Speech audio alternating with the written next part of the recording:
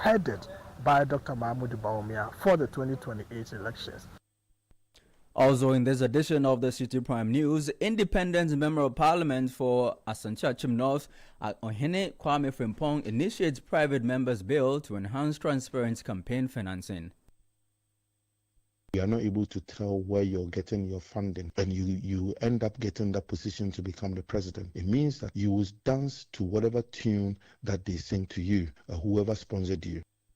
And later, Colleges of Education Teachers Association of Ghana urges swift resolution of outstanding issues after ending months-long strike following payment of some outstanding allowances.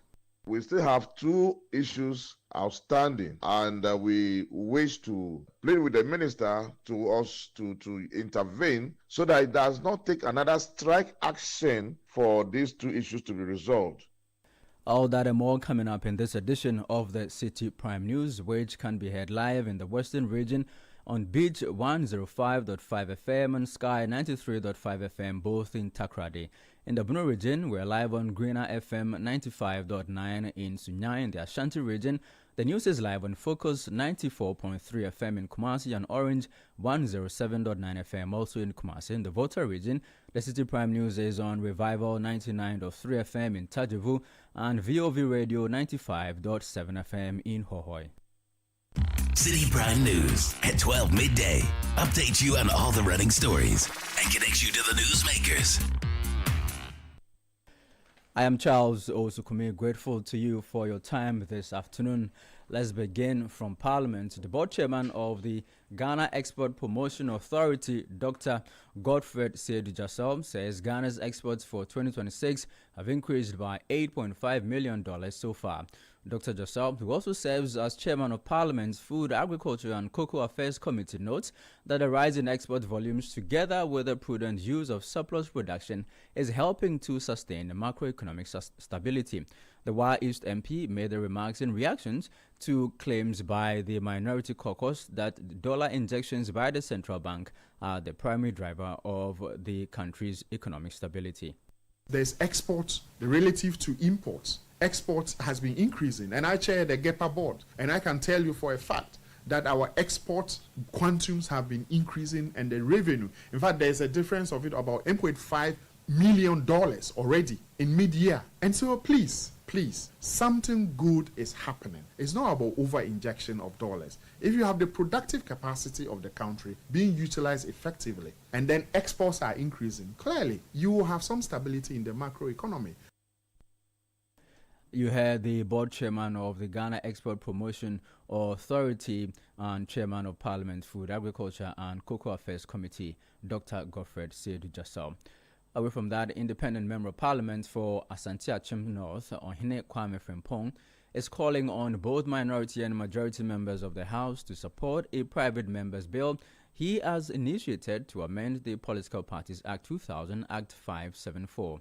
The bill, which was introduced by the MP last week, seeks to regulate the sources of campaign financing to ensure transparency, accountability, and legality in the political funding system. In an interview with Citi News, the Asante Achim legislator explained that the proposed amendment also aims to establish clear limits on campaign contributions and expenditure, as well as mandatory financial disclosures.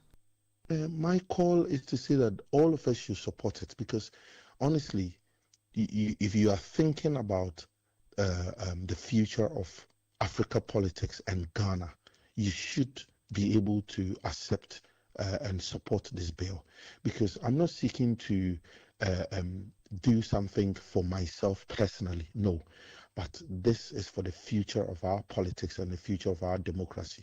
Because if you're in this country and you want to contest as a presidential candidate, or if you want to contest for the seat of the high office, that is the president, and we are not able to tell where you're getting your funding, we are not able to tell if there's a country somewhere supporting you financially, giving you funds, and wanting to support you to come into government, then it means that if we are not able to curb that, if you're not able to address that situation, and you end up getting that position to become the president, it means that you will dance to whatever tune that they sing to you, whoever sponsored you.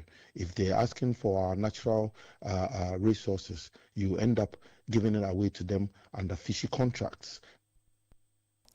That was Ohene Kwame Frimpong. He is an independent member of parliament for Asante Achim North.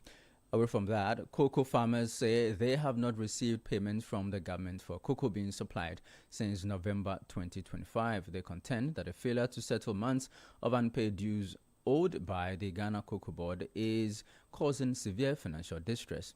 Speaking to Citi Business News, president of the Ghana National Association of Cocoa Farmers, Stevenson Anane Boating, demanded the immediate payment of the outstanding funds. But they promised they will be giving the money, they will start paying the money. But as of now, we haven't received any money yet. We don't know. Nobody has even come out to tell us whether it is today or tomorrow. And we are waiting to see if by this week it will be ready. For almost 5 months, we haven't received money, and we are all waiting to receive it. That was the president of the Ghana National Association of Cocoa Farmers, Stevenson Anane Boating. Now, the Chamber of Agribusiness Ghana is calling for the immediate development and implementation of a 20-year agricultural transformation strategy to reposition Ghana's farming sector for sustained growth, job creation, and export expansion. The Chamber argues that Ghana's agriculture sector has been driven largely by short-term programs aligned with political cycles rather than a long-term national development framework. The Chamber adds that although more than 35 major agricultural policies have been introduced since independence, none has provided the sustained 20 to 25-year strategic direction required to deliver structural transformation. Anthony Morrison is the Chief Executive Officer for the Chamber. We have over the years implemented several medium, short-term, and long-term. But rightly speaking, we haven't addressed the implementation strategy and the financing mechanism that works with it. And the way the agriculture sector works is very unique. It works on a long-term strategy. And for you to be able to bring in investors, bring in or mop up private sector financing models, you require a long-term strategy with equal financing mechanism and also with strong regulatory activities for investors to see it conducive for them to invest.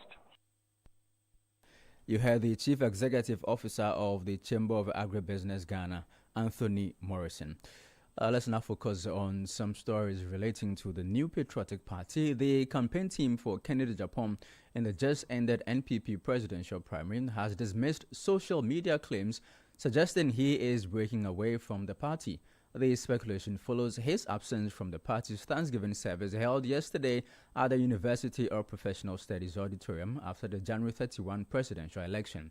Speaking to Citi News, spokesperson for Kennedy Japan campaign team, Kwesi Kwarteng, explained that Kennedy Japan is currently out of the country, which accounted for his absence at the event. Kennedy Japan is still a member of the New Patriotic Party, and he has not and will not break away from the New Patriotic Party. In relation to his absence yesterday at the event, he was out of town. But let me also hasten to add that his commitment to the party remains unshaken, unbroken, unresolved, and will still remain high. And so people reading meanings and creating assumptions by his mere absence at yesterday's events to constitute a breakaway is neither here nor there. In any event, President Akufo-Addo was not there. President Ofo was not there. Dr. Brian Champon was not there, who was also one of the leading contenders. Well, that also mean that they are also breaking away from the party. Ken, as of now, is focusing on his business at a private level, and of course, it's also focusing on the fact that as a party, we'll be able to come together stronger ahead of 2020. Kwesi Kwarteng further urged party supporters to allow the former Assini Central Member of Parliament time to reflect on the outcome of that January 31 election. I think out of respect, we should give people moments to also reflect. I mean, it can be said that for a whole 1 year, one person is accused of having orchestrated the party's 2024 defeat, and that his comments are so sour and insulting that led to our defeat. and that he has been insulting women and all manner of accusations. He's a human being. I mean, he has his moments, his low moments and his high moments. And I think after such a tense contest like this with accusations and counter accusations, we give people at least some room to reflect. You heard spokesperson for the Kennedy Japan campaign team in the just ended NPP presidential primary in January, Kwesi Kwarteng. Now, meanwhile, the leadership of the NPP in the Tano North constituency in the Ahafo region has initiated a reconciliation process to unite party members and address internal divisions. The party says it is experienced some cracks and factional tensions in the lead-up to the January 31 presidential primaries. In an interview with the media, Member of Parliament for Tano North, Dr. Gideon Boakum, said the campaign is aimed at strengthening the party's grassroots base and mobilizing members ahead of the 2028 general election. We want to send a signal to the other constituencies that for us in Tano North, we are united with one force behind the flag bearer of the party, who is Dr. Mahmoud Bawumia, and the New Patriotic Party. And therefore, we are calling on all the other constituencies in the region to emulate same. And I was happy the regional first vice, second vice is here. They have agreed that henceforth they are also going to move into the other constituencies and do a similar exercise. And I've pledged my support to them. I'm going to be with them in the other constituencies. We want to ensure that the Ahafo region still remains the stronghold of the New Patriotic Party. And we can only do that when we are united, there's harmonious traits amongst us, and we see each other as brothers and sisters and not individuals who belong to different factions. We have resolved as members of the New Patriotic Party in the Tano North constituency that there is no Kennedy Japan faction, there is no Edichun faction, there is no Brene Champon faction, there is no Cabinet Japan faction, there is no Bawumia faction. The only faction we have is the faction of the New Patriotic Party, headed by Dr. Mahmoud Bawumia for the 2028 elections. You heard the voice of the Member of Parliament for Tano North and a close ally of NPP flag bearer Dr. Bawumia. His name is Dr. Gideon Boakum. Away from NPP, the Ministry of Roads and Highways says it will cost the government about 2.5 million Ghana cedis to repair the damaged North Jolu footbridge. The structure developed cracks and shifted slightly after a trailer transporting an excavator crashed into it, raising safety concerns among pedestrians. Speaking on Channel 1 TV's Breakfast Daily Show, the head of the ministry's public relations unit, Nazir Ahmad Yate, said the driver responsible has been arrested and will bear the cost of repairs. The good news is that the culprit has been apprehended and the police is in full control of the situation. So yes, it has come to our attention and we are dealing with it. So the bridge maintenance unit of the Ghana Highway Authority has conducted an emergency technical inspection and assessment of the bridge. It's obvious that the impact has caused significant, we call it localized structural damage to the bridge. The estimate for the repair of the bridge has been put to around 2.5 million Ghana cedis. And I should state that the corporate is going to fully fund the repair work of the bridge because the corporate is currently in police custody. That was the head of public relations at the Roads and Highways Ministry, Nazar Ahmad Yate. This is still the Citi Prime News on 97.3 Citi FM, broadcasting from our studios in Accra. In the northern region, we're on Radio Bimbila 91.9 FM. In the Upper East region, the news is live on Quality 88.7 FM in Garu and Mike 105.3 FM in Navrongo. In the Upper West region, the Citi Prime News is on Tunsong 97.3 FM in Wa and Jirapa 96.1 FM. Still ahead, Colleges of Education Teachers Association of Ghana urges swift resolution of outstanding issues after ending months-long strike following payment of some outstanding allowances. We have details in a bit. Please stay with us. Citi Prime News at 12 midday. Update you on all the running stories and connects you to the newsmakers.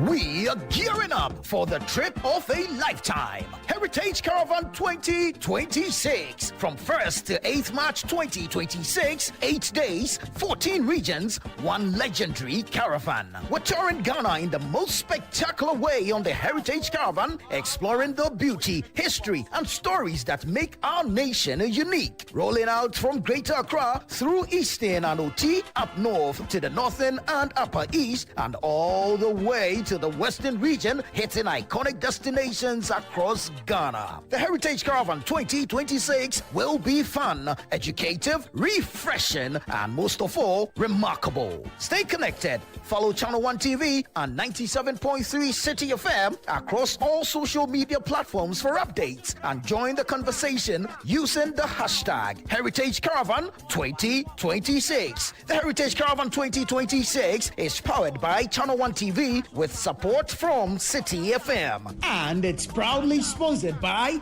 Holland Insurance, Piva Beverages, Omni Basic Bank, Caveman Watches, Gino, Didi Sheto, Goyle, Mini-Me Atrumo, and Admi Granite Paste. And it's supported by Nanes Rice. Heritage Caravan 2026, experience Ghana like never before.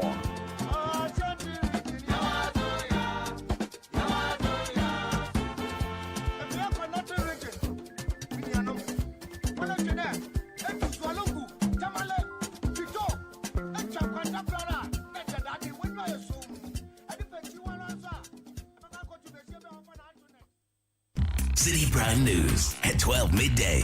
Update you on all the running stories and connects you to the newsmakers.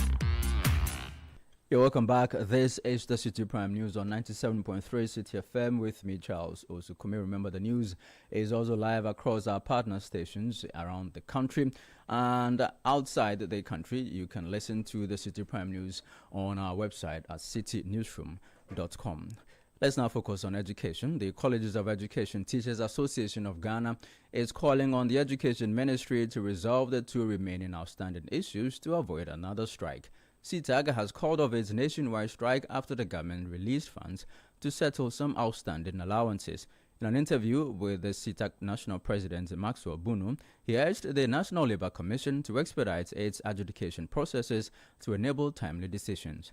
3 issues have been resolved. That is our 2024 book and research allowance, arrears, Akokeri's top-up of research grants, and also those colleges that have not been paid their all-year-round work.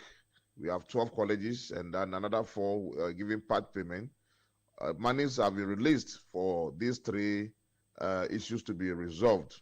However, we still have 2 issues outstanding, and we wish to plead with the minister to intervene so that it does not take another strike action for these 2 issues to be resolved.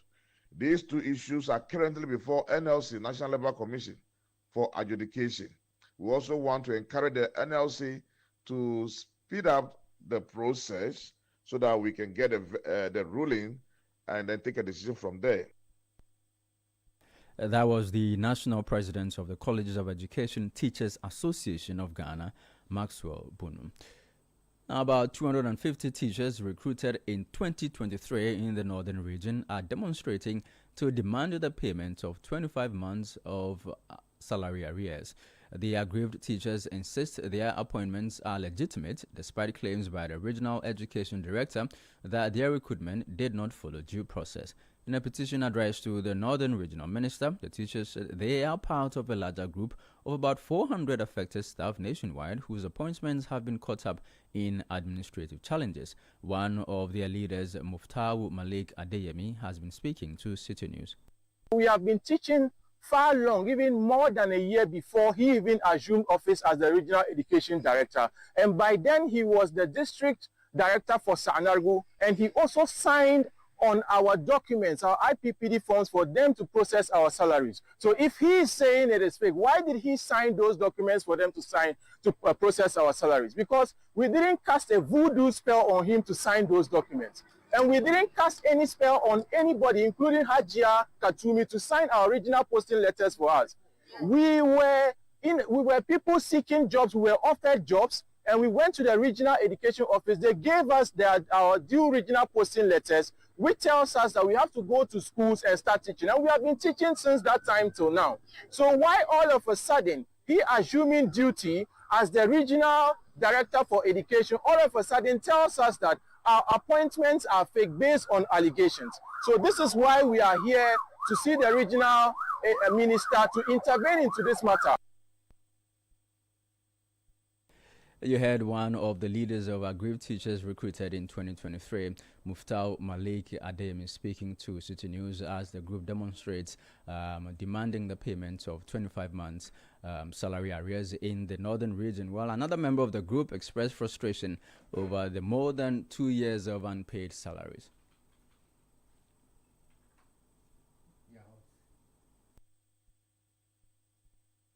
Currently, we are here at the regional minister place to submit a petition to him concerning about our unpaid salary since 2020, since 25 months now. We've been working, no salaries, and the situation is not good for us at all because our lives as now is at stake. Our borrowers, our lenders are attacking us for their repayments, and we can't pay them back. Some of us, we leave our villages and we were at where we were posted to teach. And paying rent and transportation altogether is not easy. Feeding without salary for 25 months is not easy on our side. So we are pleading with authorities to intervene because we want them to pay us all the 25 months unpaid salary to us.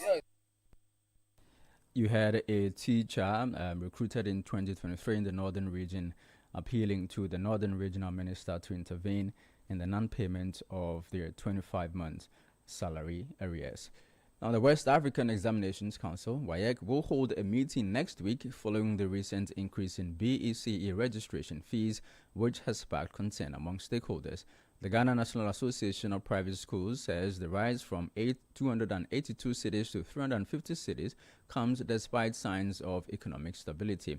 Its president, Professor Damascus Turensong, warns that the higher cost places an added burden on private schools and could limit candidates' access. The association has repeatedly called on WAEC to review the decision and engage stakeholders to prevent further strain. Let's move away from education and focus on health. Health service providers have commended the government's efforts to make monthly claims payments under the National Health Insurance Scheme. The National Health Insurance Authority has disbursed more than 392 million cedis in vetted claims to healthcare providers for services rendered between December 2025 and January 2026. Speaking to Citi News, the General Secretary of the Private Health Facilities Association of Ghana, Frank Toblu Richard, urged the government to address outstanding arrears dating back to September 2025 to ensure the stability and sustainability of healthcare services. NHIE has paid that amount of money to healthcare service providers, no doubt about it.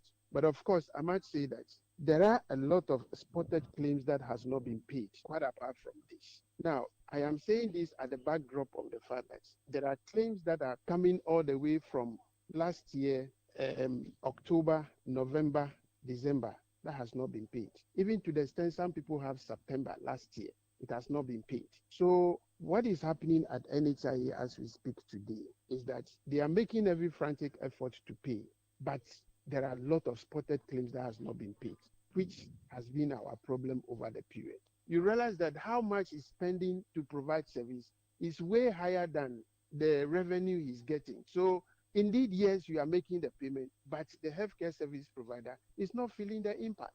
That is the situation on the ground. They are actually doing well in terms of payment of claims because as we speak now, they make payment of claims on monthly basis, which has never been the case over the years. But the fact that you are doing it on monthly basis, you should be able to clear the outstanding.